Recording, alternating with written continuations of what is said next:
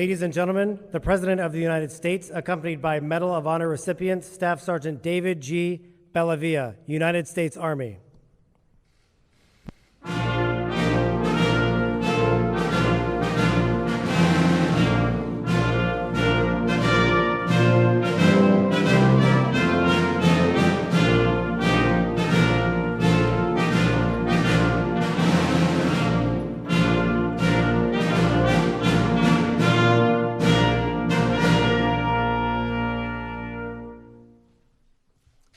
Ladies and gentlemen, please join me as we mark this ceremony in a word of prayer. The Lord is my light and my salvation, and whom shall I fear? The Lord is the stronghold of my life, and of whom shall I be afraid? Righteous, just, and loving God, today we gather to honor the spirit of a warrior who put others' safety above his own and ran toward danger, meeting it face to face. We give thanks for Staff Sergeant David Bellavia, an example of heroism, whose spirit shone bright in the darkest hours of battle. His character, commitment, and courage were revealed in a moment, but they were forged over a lifetime by his faith, his family, his friends, and a disciplined life of selfless devotion to duty. God bless David, his family, and his many comrades in arms this very day. Let his life, legacy, and indeed this very medal that is placed around his neck be an inspiration for all to face our fears and place others over self. I pray these things in your mighty and most holy and gracious name. Amen. Thank you very much, please. Thank you, Chaplain, very much. It's really beautiful. Today is my privilege to award the highest military honor to an American soldier who demonstrated exceptional courage to protect his men and defend our nation. Will you please join me in welcoming Staff Sergeant David Bellavia. David, thank you.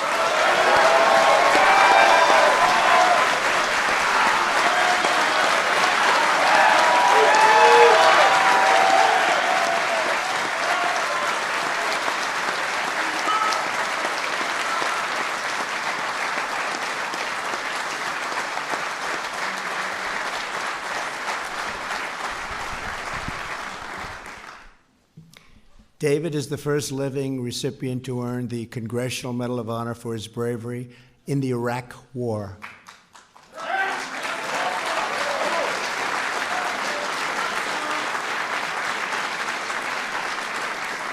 And we're honored to have with us distinguished leaders of our military. I want to recognize Acting Deputy Secretary of Defense, David Norquist. David, thank you very much, and congratulations. Acting Secretary of the Army, Ryan McCarthy. Come here, Ryan. Let me just say hello to you. Congratulations. It just happened yesterday, so I have to congratulate. Congratulations. Vice Chairman of the Joint Chiefs of Staff, General Paul Selva. Thank you, Paul. Army Chief of Staff, General Mark Milley. Hi, Mark. And Sergeant Major of the Army, Daniel Daly. Thank you, Daniel, very much. Thanks as well to members of Congress who join us. Representative Liz Cheney. Thanks, Liz. Chris Collins. Thanks, Chris. Dan Crenshaw. Tom Reed. Thank you. Thank you, Tom. I see you over there, Tom. Thank you very much. Joining David for this special ceremony are his wife, Deanna, and 3 children, Evan, Aiden, and Vivian, along with his mother, Marilyn, and his brothers, Daniel and Rand. I want to thank you all for being here. A very special day for you and for all of us, for the nation, actually. Thank you. Thank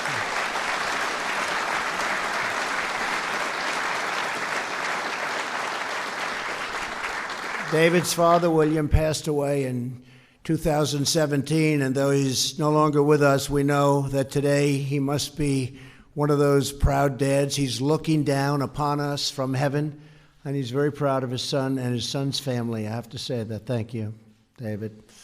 Finally, we are gratified to be joined by 8 previous Medal of Honor recipients. And I have to tell you, I've got to know just about all of them. You are forever with us. You inspire us. You are truly brave, great people. Thank you very much for being here. Brave people.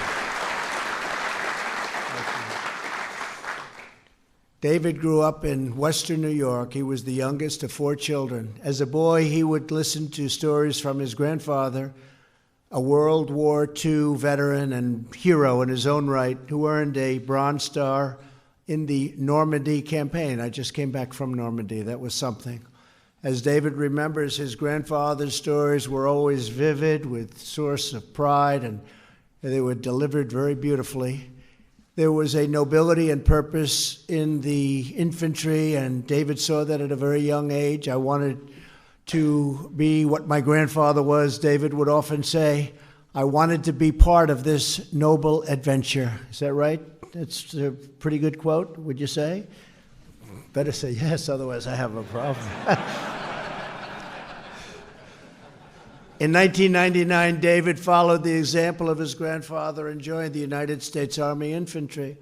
Several months after the September 11th attack on our nation, David deployed, saying goodbye to his wife and his son, Evan. He served in Germany, Kosovo, and then in Iraq. In November of 2004, after nearly a year of intense enemy combat in Iraq, David led his squad into battle to liberate the city of Fallujah and anti-Iraq forces. That was a tough place. This operation was the bloodiest battle of the Iraq War. For 3 days straight, David and his men kicked down doors, searched houses, and destroyed enemy weapons, never knowing where they would find a terrorist lurking next, and there were plenty of them. The 3rd day of battle was November 10th, David's 29th birthday.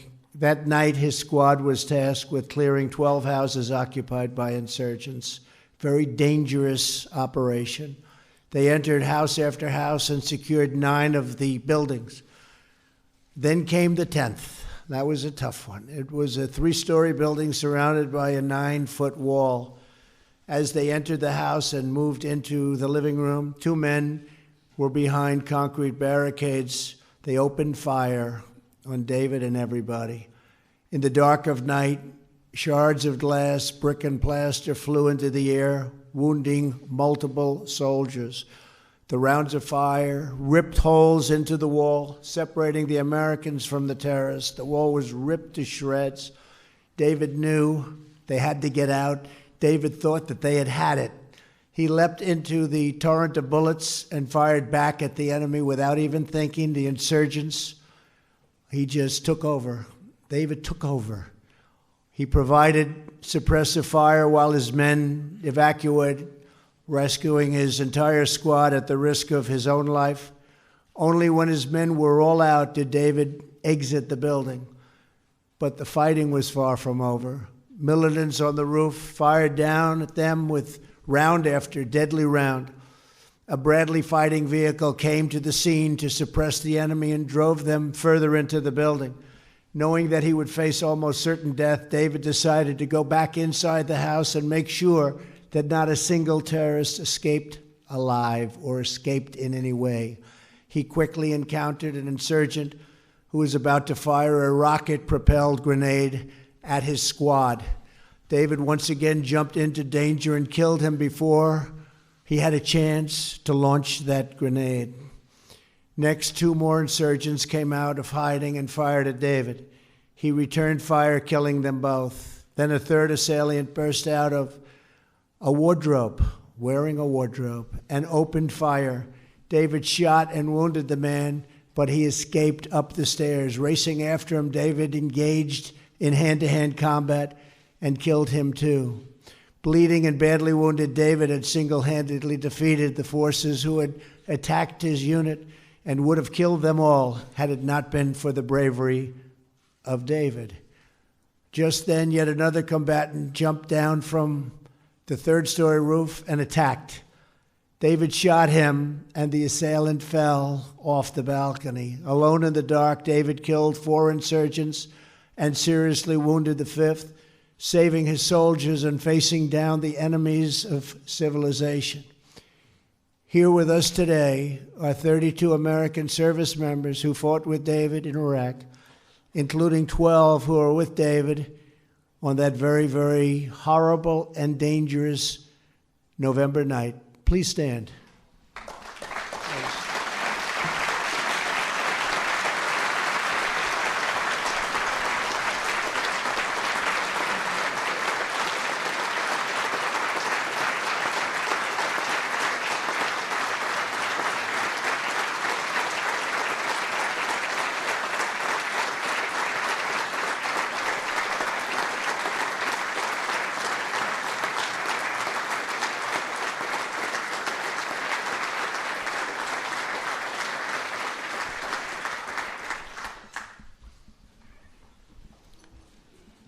Did he do a good job? If not, it's not too late. Thank you very much for being here. We appreciate it very much. Also with us are 5 families of David's brothers in arms who made the supreme sacrifice. To the Gold Star families of Sean Sims, Stephen Falkenberg, Scott Lawson, J.C. Madison, and Michael Carlson, our entire nation expresses our love, loyalty, and everlasting gratitude. Please stand. Please.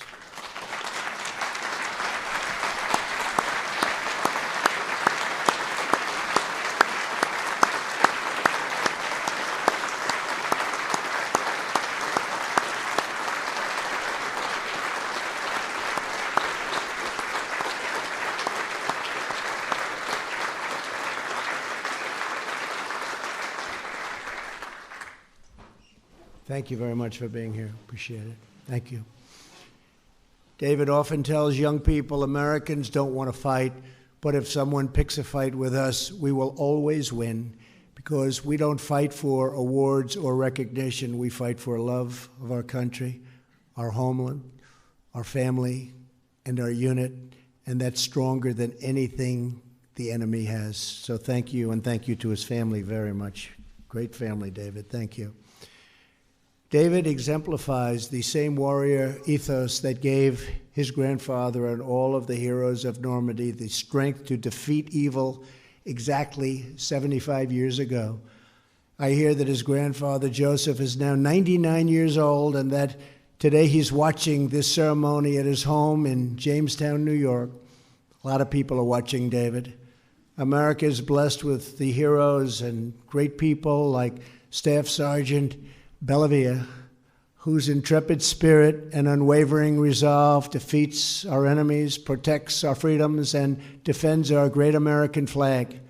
David, today we honor your extraordinary courage. We salute your selfless service, and we thank you for carrying on the legacy of American valor that has always made our blessed nation the strongest and mightiest anywhere in the world. And we're doing better today than we've ever done. Our country is stronger now, and we're doing better economically than ever before. We're setting records, and you fought for something that's really good, and we appreciate it, David. Really appreciate it. Thank you.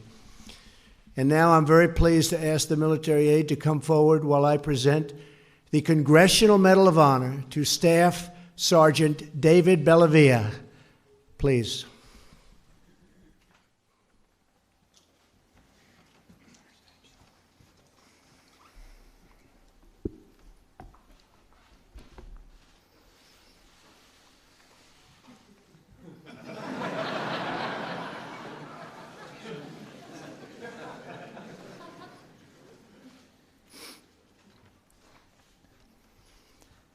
The President of the United States of America, authorized by Act of Congress, March 3, 1863, has awarded in the name of Congress the Medal of Honor to Staff Sergeant David G. Bellavia, United States Army, for conspicuous gallantry and intrepidity at the risk of his life above and beyond the call of duty.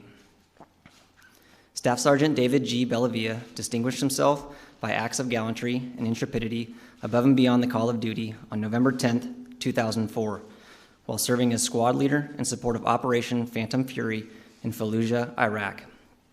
While clearing a house, a squad from Staff Sergeant Bellavia's platoon became trapped within a room by intense enemy fire coming from a fortified position under the stairs leading to the second floor.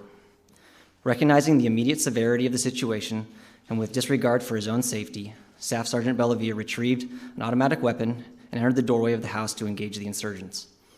With enemy rounds impacting around him, Staff Sergeant Bellavia fired at the enemy position at a cyclic rate, providing covering fire that allowed the squad to break contact and exit the house. A Bradley fighting vehicle was brought forward to suppress the enemy. However, due to high walls surrounding the house, it could not fire directly at the enemy position. Staff Sergeant Bellavia then re-entered the house and again came under intense enemy fire. He observed an enemy insurgent preparing to launch a rocket-propelled grenade at his platoon.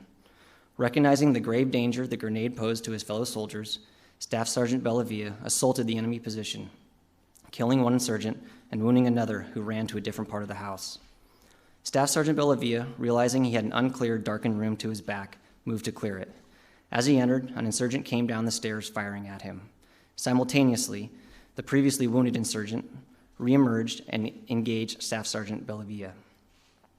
Staff Sergeant Bellavia, entering further into the darkened room, returned fire and eliminated both insurgents. Staff Sergeant Bellavia then received enemy fire from another insurgent emerging from a closet in the darkened room. Exchanging gunfire, Staff Sergeant Bellavia pursued the enemy up the stairs and eliminated him. Now on the second floor, Staff Sergeant Bellavia moved to a door that opened onto the roof. At this point, a fifth insurgent leapt from the third floor roof onto the second floor roof. Staff Sergeant Bellavia engaged the insurgent through a window, wounding him in the back and legs, and caused him to fall off the roof. Acting on instinct to save the members of his platoon from an imminent threat, Staff Sergeant Bellavia ultimately cleared an entire enemy-filled house.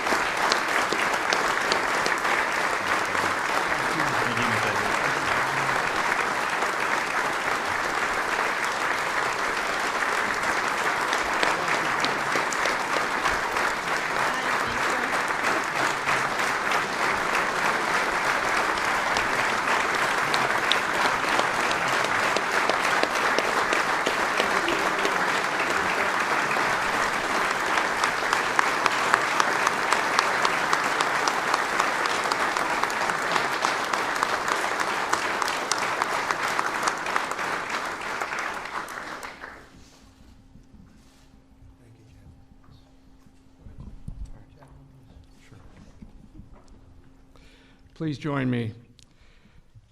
Most holy God, as we go from this place, let this ceremony be a reminder of your faithfulness and a challenge to us all to live a life of courage and honor, placing the needs of others first. Thank you for the life of Staff Sergeant David Bellavia. May his life be an inspiration to each of us. Lord, as we walk, be our light and our guide. Bless our nation and keep the lamp of liberty burning bright. In your most gracious and holy name I pray. Amen.